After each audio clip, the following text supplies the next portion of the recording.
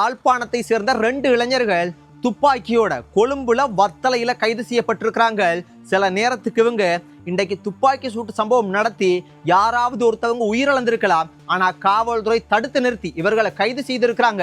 என்ன விஷயம் உண்டு, சினிமாவை மிஞ்சக்கூடிய காட்சி என்ன விஷயம் நான் உங்களுக்கு தெளிவா சொல்றேன். ஆனா இந்த நாட்டுல நடக்கிற சம்பவத்தை பார்க்கும்போது இலங்கை என்ற பெயர் எடுத்து போட்டு பாதாள உலகம் என்ற பெயரை வச்சா பொருத்தமா இருக்கும் போல சர்வ சாதாரணமா இப்ப நீங்க இந்த காணொலி பார்க்குற நீங்களோ நானோ ஏதோ ஒரு சண்டை கொண்டு வந்துட்டு யாரோடைய ஒருத்தருடைய தவறுதலா கூட யாராவது ஒருத்தவங்களுக்கு நாங்க அடிச்சிட்டோம்டா ஒரு சின்ன ரத்தம் வந்தா கூட எவ்வளவு கவலைப்படுவோம், எவ்வளவு வேதனைப்படுவோம், பெரிய தவறு போல நாங்க அழுது புலம்பிடுவோம். ஆனா சர்வ சாதாரணமா இவங்களெல்லாம் துப்பாக்கியால சூட் பண்ணி மனுஷனினுடைய ஒருத்தரையினுடைய உயிரை எடுக்கிறாங்க. இவங்களுக்கெல்லாம் மனசாட்சின்ற ஒன்று இருக்கா இல்லையான்னு தெரிய மாட்டேங்குது. என்னையா செய்யறாங்க? சில நேரத்துக்கு யோசிச்சு பார்த்தா இது உண்மையாகவே ஒரு உலகம் தானா, ஒரு நாடு தானா, ஒரு பூமியில தான் வாழ்றோமா, இல்லைன்னா நரகம் உள்ளுக்கு நாங்க போயிட்டோமான்ற கூட சிந்தனைகள் சில நேரத்துக்கு சில சம்பவங்கள் நடக்கிறத பார்க்கும்போது அப்படித்தான் தோணும். நேற்றைய முன்தினம் உங்க எல்லாருக்குமே தெரியும், நேற்றைய முன்தினம் கொழும்புல கொட்டாஞ்சேனையில துப்பாக்கி சூட்டு சம்பவம் நடந்திருந்தது. அந்த துப்பாக்கி சூட்டு சம்பவத்துல ஒருத்தர் உயிரிழந்துட்டு அந்த குற்றவாளிகள் கொழும்புல இருந்து தப்பிச்சு வாகனம் கார் மூலமே யாழ்ப்பாணம் மானிப்பாயில வந்து ஒளிச்சிருந்தாங்க. அந்த குற்றவாளிகள் ஒரு பெண் நபரும் 2 ஆண் நபரும் கைது செய்யப்பட்டிருந்தாங்க. அதுல இன்றைக்கு 2-3 விஷயங்கள் வெளியே வந்திருக்கு. என்றால் அதுல அந்த பெண்ணும் அதுல இன்னும் 2 ஆண் நபர்கள் ஒரு ஆண் நபரும் காதலர்கள், இவங்க வந்து லவ்வர்ஸ், அது நமக்கு தேவையும் இல்லை. ஆனா காவல்துறை அவங்களை விசாரிக்கும் போது முக்கியமான ஒரு விஷயமும் இன்றைக்கு அவங்கள்ட்ட சிக்கி இருக்குது. அது மட்டும் இல்லாம அவங்க என்ன சொல்றாங்கடா, நாங்க அந்த குற்றவாளிகள் இல்லை, அதுக்கும் எங்களுக்கும் சம்பந்தம் இல்லை, நாங்க சுற்றுலா ஆக்கள், நாங்கள் சுத்தி பார்க்க வந்தாக்கள், அந்த மாதிரிக்கு அவங்க சொல்றாங்க. ஆனாலும் காவல்துறை பரவாயில்லை, நீங்க கதைச்சு கொண்டே போக கூட்டி கொண்டு போறாங்க. நான் உங்களுக்கு புரியணும்ன்றதுக்காக அப்படி சொல்றேன். விஷயம் என்னன்னா அவங்க வந்து அந்த குற்றத்தை இன்னும் ஒப்புக்கொள்ள இல்லை. அவங்க சுற்றுலா பயணிகள், நாங்க சுத்தி பார்க்க வந்தாக்கள் தான் சொல்றாங்க. சில நேரத்துக்கு காவல்துறை கூட மிஸ் அண்டர்ஸ்டாண்டிங்ல வந்து சில நேரத்துக்கு வந்து குற்றவாளிகளை தப்ப விட்டு போட்டு இவங்களை கூட பிடிச்சிருக்கலாம், சொல்ல முடியாது. ஆனாலும் விசாரணைகள்ல எல்லாமே வந்து வெளியே வரும். அது மட்டும் இல்லாம இந்த புகைப்படத்துல பாக்குறதுக்கு எப்படி இருக்கு இந்த நாய், பார்க்கவே கொஞ்சம் பயங்கரமா இருக்கா. இது ஒரு வெளிநாட்டு நாய். இலங்கை நாட்டுல இந்த நாயை வாங்கணும்னா அதிகமான பணம் கொடுத்துதான் வாங்கணும். இப்ப நான் அந்த காணொலி கதைக்கிற என்னையே நீங்க யாராவது ஒருத்தவங்க என்னைய தாக்க வாரீங்க, இல்லைன்னா யாராவது ஒருத்தவங்க என்னைய தாக்குறதுக்கு ஆபத்து ஏதோ ஒன்று எனக்கு விளைவிக்கிறதுக்கு வராங்கண்டா, இந்த நாய் என்னுடைய பாதுகாப்பு நாயா இருந்தா என்னைய தாக்க வரவங்களே பதம் பார்த்துட்டு தான் விடும். அப்பேற்பட்ட ஒரு ஆபத்தான நாய் தான். அந்த நாய் யாருன்னு பார்க்க போனா இன்றைக்கு வந்து காவல்துறை கைப்பற்றி இருக்காங்க.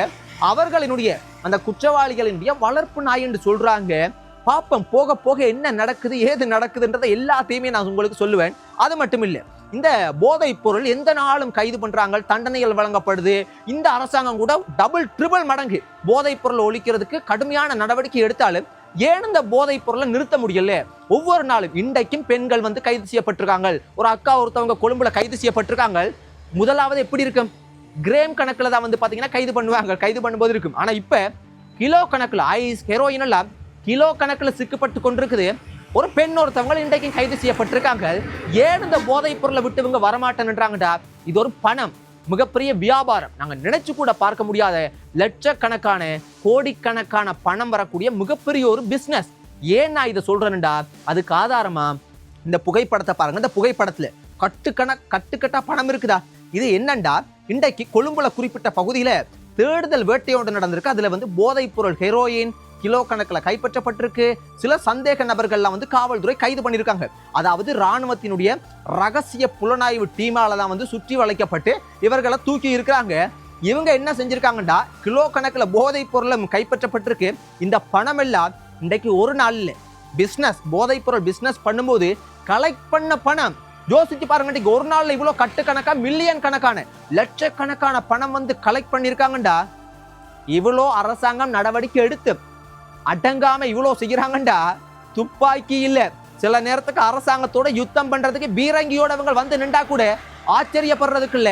ஏனடா பண ஆசை. இந்த பணம் இருந்தாதான் வீடு கட்டலாம், மிகப்பெரிய சொகுசு வாழ்க்கை வாழலாம், சொகுசு வாகனங்கள் வாங்கலாம், நினைச்சதை செய்யலாம் என்ற ஒரு அற்ப பேராசை, அற்ப தவறான பாதையில் அவங்க சிந்திக்கிறனால இது போல செய்யறாங்க. ஆனா நான் ஒன்றைதான் சொல்லுவேன், இந்த கடைசியா நான் உங்களுக்கு சொல்றேன், யாராக இருந்தாலும் தம்பிமார்களே தங்கச்சிமார்களே, இது வேண்டாம்.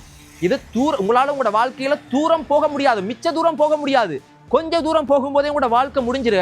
அது மட்டும் இல்ல, நான் தொடக்கத்துல சொன்ன விஷயத்துக்கு வரும். யாழ்ப்பாணத்தை சேர்ந்த 2 இளைஞர்கள் இன்றைக்கு கைது செய்யப்பட்டிருக்காங்க கொழும்புல வத்தளையில, அதுவும் துப்பாக்கியோட. என்ன நடந்திருக்குண்டா பாருங்க, சினிமாவை மிஞ்சக்கூடிய காட்சி யாழ்ப்பாணம்ண்டா. யோசிச்சு பாருங்க, எங்கட அண்ணாமார்கள் அக்காமார்கள் ஒரு எங்கட வரலாறு எப்படி படைச்சிட்டு போயிருக்காங்க. வீரம், அதாவது உலகத்திலேயே இந்த யாழ்ப்பாணம் எல்லாமே, அதாவது வடக்கு கிழக்கு எல்லாமே எங்கட தமிழ் தேசம் ஈழ தேசம்னே சொல்லலாம்.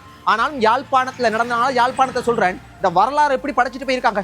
வீரம், பண்பாடு, கலாச்சாரம், மொழி, இனமுண்டு, கண்டுபிடிப்புண்டு அந்த மாதிரி உருவாக்கிட்டு போயிருக்காங்க. ஆனா நாங்க என்ன பண்றோம், தலைகீழா மாத்தி வச்சிருக்கிறோம். நான் அதுக்கு கடைசியா வாரன். ஆனா இன்றைக்கு யாழ்ப்பாணத்தை சேர்ந்த 2 இளைஞர்கள் கைது செய்யப்பட்டிருக்காங்க துப்பாக்கியோட. என்ன நடந்திருக்குண்டா, கொழும்புல வத்தளை என்ற ஒரு இடம் ஒன்று இருக்கு. அந்த வத்தளையில அல்விஸ் டவுன் என்ற இடம் ஒன்று இருக்குது. ஒரு தங்கமான இடம். ஒரு 5-6 வருஷத்துக்கு முதல் நாங்க வாழ்ந்திருக்கிறேன் அந்த அல்விஸ் டவுன்ல. நான் 1 வருஷம் 1.5 வருஷம் அங்க வாழ்ந்திருக்கிறேன். நல்ல இடம் உண்டு. கொஞ்சம் எல்லாருமே அதிகமா பாத்தீங்கன்னா சிங்கள மொழி பேசக்கூடிய மக்கள் தான். கிறிஸ்தவர்கள் அதிகமாக இருக்கிறாங்க. அதுலயும் கொஞ்சம் தமிழர்கள் பாத்தீங்கன்னா அங்க இருக்கிறாங்க. அங்க அல்விஸ் டவுன் என்ற இடம் ஒன்று இருக்குதோ, அது ஒரு ஜங்ஷன் மாதிரிக்கு. அது ஒரு 3 ஜங்ஷன் இருக்கு. மெயின் ரோட்ல இருந்து பீசா கட் இருக்கு. உள்ளுக்கால போனோம்னா அல்விஸ் டவுன் என்ற ஒரு ரோடு ஒன்று வரும். 3 சந்தி இருக்குது. அதால வாகனங்கள் போகும்போது சாதாரணமாவே காவல்துறை அதுல நிப்பாங்க. வார வாகனத்தை அவங்க சோதிப்பாங்க. அப்ப அப்படி யதார்த்தமா ஒரு காரை நிறுத்தும் போது அந்த காரை என்ன செஞ்சிருக்குண்டா, நிறுத்தாம வேகமா போயிருக்கு. அப்ப காவல்துறை துரத்தி பிடிக்க முடியாத சூழ்நிலை இருந்திருக்கு. ஆனாலும் அவங்க துப்பாக்கி சூட்டு சம்பவத்தை நடத்தி காவல்துறை அந்த காரை பிடிச்சிருக்கலாம். ஆனா அவங்க நடத்தாம ரிஸ்க் எடுத்து அந்த காரை மடக்கி பிடிச்சிருக்கிறாங்க. ஏன் துப்பாக்கி சூட்டு சம்பவம் நடத்தலண்டா, கொழும்பு மக்கள் அதிகமாக நடமாடக்கூடிய பகுதி. அங்க துப்பாக்கி சூட்டு சம்பவம் அடிக்கடி நடக்குது. அப்ப நடந்தா அது ஒரு பெரிய ஹெட்லைன், பிரேக்கிங் நியூஸா வரும். அதனால துப்பாக்கி சூட்டு சம்பவம் நடத்தாம மடக்கி பிடிச்சிருக்காங்க. பிடிச்சி அந்த காரை சோதனை செய்திருக்காங்க. அதுக்கு முதல் அந்த காருக்கு 2 இளைஞர்கள் இருந்திருக்காங்க. 2 இளைஞர்களோட டாக்குமெண்ட்ஸ் எல்லாம் பார்த்தா கரெக்டா இருக்கு. பெரிய அளவுக்கு எந்த ஒரு மிஸ்டேக்கும் இல்லை. Driving licence, road licence, insurance எல்லாமே பக்காவா இருக்கு. அப்ப ஏன் நிறுத்தாம போறீங்கன்னு கேட்டா, சும்மா சாக்கு போக கவனிக்கலாம் அது இதேதோ சொல்லியிருக்காங்க. ஆனா காவல்துறைக்கு டவுட் இல்ல, ஏதோ சிக்கல் இருக்கு, ஏன் நீங்க நிறுத்தல, உண்மையான காரணத்தை சொல்லுங்க. இல்ல கவனிக்கலாம் அது என்னமோட சொல்லியிருக்காங்க. இருந்தாலும் காவல்துறை அவங்கள பிடிச்சி ஒரு காவல்துறை அவங்கள பிடிச்சி நிறுத்தி போட்டு அந்த கார் முழுக்க பாத்தீங்கன்னா சோதனை செய்திருக்காங்க. சோதனை செய்யும் போது எந்த ஒரு பிரச்சனையும் இல்லை, எல்லாம் பக்காவா இருக்குது. அப்ப ஏன் நிறுத்தாம போனாங்க? சரி ஓகே, இப்ப காவல்துறை கைது பண்ண முடியாது, ஏன்டா எந்த ஒரு சிக்கலும் இல்லை, நிறுத்தாம போயிருக்காங்க, ஒரு ஃபைன் ஒன்றை போடலாம்.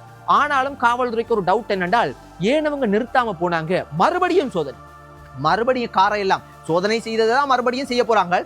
ஆனா மறுபடியும் செய்யும் போது இந்த டிரைவர் சீட்டுக்கு கீழே, அதாவது கண்டுபிடிக்க முடியாத அளவுக்கு அவ்வளவு பக்காவா செட் பண்ணி வச்சிருக்கிறாங்க. சீட்டுக்கு கீழே ஒரு துப்பாக்கி ஒன்றை தெரியாத அளவுக்கு அவ்வளவு பக்காவா ஒளிச்சு வச்சிருக்காங்க. ஆனாலும் காவல்துறை கண்டுபிடிச்சிட்டாங்க. பார்த்தா கை துப்பாக்கி ஒன்று இருக்கு. இன்னும் பயங்கர அலர்ட். ஆக்களுகளை பாத்தீங்கன்னா கட்டுமையா தப்பி கீழாத அளவுக்கு இருக்கிட்டாங்க. 2 நபர்களும் எங்க ஏது எல்லாம் விசாரிச்சா யாழ்ப்பாணம். 2 இளைஞர்களும் யாழ்ப்பாணத்தை சேர்ந்த இளைஞர்கள். யாரினுடைய துப்பாக்கி, என்ன நடந்தது, ஏது நடந்தது என்று பார்க்க போனா அந்த துப்பாக்கியை இன்னும் ஒரு நபர்கிட்ட ஒப்படைக்கிறதுக்காக இவங்க போறன்னு சொல்லி இருக்கிறாங்க. யோசிச்சு பாருங்க. ஆனாலும் காவல்துறை முழுமையான விசாரணை இன்னும் நடத்தப்படல. அந்த ஸ்பாட்ல சொன்ன விஷயம் தான் இந்த விஷயம். யோசிச்சு பாருங்க, அந்த துப்பாக்கிய யாரையோ ஒருத்தர துப்பாக்கியால சூட் பண்றதுக்கு கூட இவங்க போயிருக்கலாம். சுட்டு போட்டு இவங்களை அப்படியே யாழ்ப்பாணத்துக்கு கூட தப்பிச்சு வந்திருக்கலாம். எப்படி வேலை. ஆனா காவல்துறை மடக்கி பிடிச்சனாலே உண்மையா இவங்க துப்பாக்கி இன்னொரு நபர்கிட்ட கொடுக்க போயிருக்காங்களா, இல்லைன்னா இவங்க துப்பாக்கி சூட்டு சம்பவம் நடத்த போயிருக்காங்களா, என்ன ஏதுன்றது இனிமேதான் வெளியே வரும். ஆனா யாழ்ப்பாணத்தை சேர்ந்த 2 இளைஞர்கள் எப்படி வேலைன்னு பாருங்க. இதெல்லாம் பார்க்கும்போது தம்பிமார்களே, தங்கச்சிமார்களே, யாரா இருந்தாலும் இந்த காணொலியை பார்க்குற என்னுடைய அனைத்து சொந்தங்களும் ஒன்றை யோசிச்சு கொள்ளுங்க. இதுக்கு முதல் எங்கட அண்ணாமார்கள் அக்காமார்கள் எப்படி எங்கட வரலாறு எப்படி வச்சிருக்கிறாங்க. வீரம், உலகத்துல இருந்து எங்க இருந்து எந்த தேசத்துல இருந்து உலகத்துல எந்த நாட்டுல இருந்து சர்ச் பண்ணி எங்கட ஈழ தேசத்தை பார்த்தாலோ, திருகோணமலையோ, யாழ்ப்பாணமோ, மட்டக்களப்போ, வன்னியோ, கிளிநொச்சியோ, முல்லைத்தீவோ, வவுனியாவோ, வடக்கு கிழக்கு எங்க பார்த்தாலும் வீரம்ன்றதை விதைச்சு வச்சிருக்காங்க. பண்பாடு, கலாச்சாரம், கண்டுபிடிப்பு, கல்வி, அவ்வளவு விஷயங்களை நம்ம மொழி, இனம் அப்படி விதைச்சு ஒரு வரலாறு படைச்சு வச்சுட்டு போயிருக்காங்க. ஆனா நாங்க என்ன பண்றோம்? போதை பொருளும் ரவுடிசமும் வட்டிக்கு அடிபடுறதும் என்னத்தை நாங்க மாத்தி வச்சிருக்கிறோம். மாவீரர் தினத்துல நீங்க உறுதி எடுத்துக்கொள்ளுங்க. இனிமே பட்டு போதை பொருளை பாவிக்கிற யாராவது தம்பிமாரோ, தங்கச்சிமாரோ, அண்ணாமாரோ இந்த காணொலியை பாக்குறீங்கடா, இந்த மாவீரர் தினத்துல எங்களுக்காக இந்த தேசத்துல விதையாக விழுந்த அண்ணாமார்கள், அக்காமார்களுக்கு ஆணையிட்டு ஒரு உறுதிமொழி எடுத்துக்கொள்ளுங்க. இனிமே போதைப் பொருளை தொட மாட்டேன், போதைப் பொருளோட ஈடுபட மாட்டேன், ரவுடிசம் பண்ண மாட்டேன், தவறான பாதையில போக மாட்டேன்னு ஒரு உறுதிமொழி ஒன்று எடுத்துக்கொள்ளுங்க. ஏன் நான் சொல்றேன்டா, அவ்வளவு உயிரையே கொடுத்துருக்காங்க ஐயா, உயிரையே. இன்றைக்கு நாங்க இந்த தேசத்துல இதுல இருந்து இப்படி சுதந்திரமா கதைக்கிறதுக்கு ஆயிரக்கணக்கான எங்கட அண்ணாமார் அக்காமார் வீரத்தை காட்டி இருக்கிறாங்க. அதனாலதான் இன்றைக்கு இந்த தேசத்துல, இன்றைக்கு இந்த இலங்கை தேசத்துல எந்த அரசாங்கம்ல எந்த அரசாங்கமா இருந்தாலும் தமிழர்கள் அப்படின்டா தலை நிமிர்ந்து நிக்கிறதுக்கு எங்கட தலைவர், எங்கட அண்ணா, எங்கட அக்கா, எங்கட சொந்தங்கள் விதைச்சிருக்கிறாங்க, வீரத்தை விதைச்சிருக்காங்க. அதனால இப்பல்ல எப்பண்டாலும் அந்த வீரத்தை இந்த அரசாங்கம்ல எந்த அரசாங்கம் இருந்தாலும் எங்கள் ஒரு துளி தொடுறதுக்கு தயங்கிதான் பார்ப்பாங்க. ஏனென்றா அந்த அளவுக்கு சம்பவங்கள் இதுக்கு போல் நடந்திருக்கு. நான் என்ன சொல்ல வரேன் என்றால், விஷயம் அதுகளை கதைக்கும் போது உணர்வா கொஞ்சம் கூட உணர்வுகள் ஏற்படுது. விஷயம் என்னென்றால், இந்த போதைப் பொருளுக்கு போகாதீங்க. சில நேரத்துக்கு தங்கச்சிமார்களே தம்பிமார்களே, இந்த போதைப் பொருள் பாடசாலை உள்ளுக்கு கூட ஊடுருவிட்டு இது திட்டமிட்டு 2009ஆம் ஆண்டுக்கு பிற்பாடு எங்கட தலைவர், எங்கட அண்ணாமார், எங்கட எல்லாரையுமே நாங்க இழந்ததன் பிற்பாடு திட்டமிட்டு நாங்க எழும்பக்கூடாது, நாங்க மேல வரக்கூடாதுன்னு போதைப் பொருள் என்ற ஒரு கருவியை பயன்படுத்தி எங்களை எப்படி அமர்த்தி இருக்கிறாங்க. ஆனா அது தேசமே அழிஞ்சு போய் இருக்கு. எங்களுக்காக தான் திட்டமிட்டு கொண்டு வரப்பட்டது. ஆனா நாடே அது உள்ளுக்கு சிக்கி இருக்குது. அப்ப அதனால நான் என்ன சொல்றேன்னா, இப்ப கூட உங்களுக்கு தெரிஞ்ச நண்பர்கள் நண்பிகள் யாராவது சொல்லுவாங்க, என்னது ஒரு தடவை பாவிச்சு பாருங்க, ஐஸ், ஹெரோயின், அது இது உங்களுக்கு சிலருக்கு தெரிஞ்சோ தெரியாமல் இருக்கலாம், சும்மா ட்ரை பண்ணி பாருங்கன்னு சொல்லுவாங்க. ட்ரை பண்ணா முடிஞ்சு, தொட்டு கூட பாத்திரக்கூடாது. அது ஒரு கண்ணிவடி மாதிரிக்கு போதைப் பொருள்ன்றது. நீங்க சின்ன பிள்ளைகளும் இப்ப பாவிக்கிறீங்க, ஆசிரியர்கள் அதிபர்கள் கூட இது உள்ளுக்கு ஈடுபடுற அளவுக்கு ஊடுருவி இருக்கு. ஏன்டா அவ்வளவு பிசினஸ் பணம். அதனால நீங்க அதை தொடக்கூடாது. அதை தொட்டா கண்ணிவடி மாதிரிக்கு கால் வச்சா மறுபடியும் உங்களால் எடுக்க முடியாது. எடுத்தீங்கடா வெடிச்சு சிதறதான் முடியும். அதனால தொடாதீங்க, வேணாம். நான் ஒரு தம்பியா, ஒரு அண்ணனா, உங்களோட ஒரு குடும்பத்துல ஒரு நபரா, நான் ஒரு இன்னைக்கு ஞாயிற்றுக்கிழமை சர்ச்சுக்கு போயிட்டு வந்திருக்கிறேன். சோ ஒரு ரொம்ப ரொம்ப உண்மையா நான் உங்களுக்கு சொல்றேன், ஜெனிவனா சொல்றேன், அது வேணாம். இந்த தேசத்துல அழகான வாழ்க்கை எங்களுக்கு எங்கட கையில இருக்குது, அழகா வாழலாம், அது வேணாம். நன்றி சொந்தங்களே. இதுக்கு மேல கதைக்க முடியாது. கதைச்சா கொஞ்சம் உணர்வு பூர்வமா நான் கடந்து போய் கொண்டிருக்கிறேன். நன்றி சொந்தங்களே, நன்றி.